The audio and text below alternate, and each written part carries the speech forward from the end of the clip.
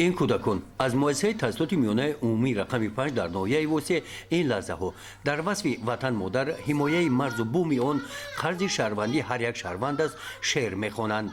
این شعرهای وطن دوستانه را از ایجادیات ادیبان معاصر تاجیک آنها بخشیده به استقبال جشن 33مین سالگرد روز تأسیسیابی قوه‌های مسلح جمهوری تاجیکستان با افتخار بلند وطنداری در حضور والدان و استادان با صمیمیت بلند خوانده با چنین محبوبیت اظهار می‌نمودند که ما وطن مادر را دوست می‌داریم.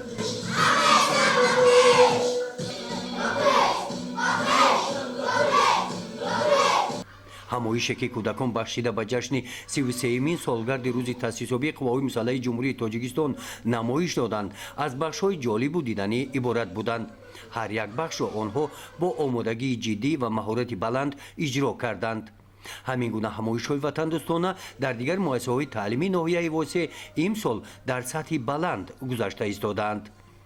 گزارش خوجا نظریف خدای نظر ظهوروف از ناحیه واسه برای برنامه اطلاعاتی نوید.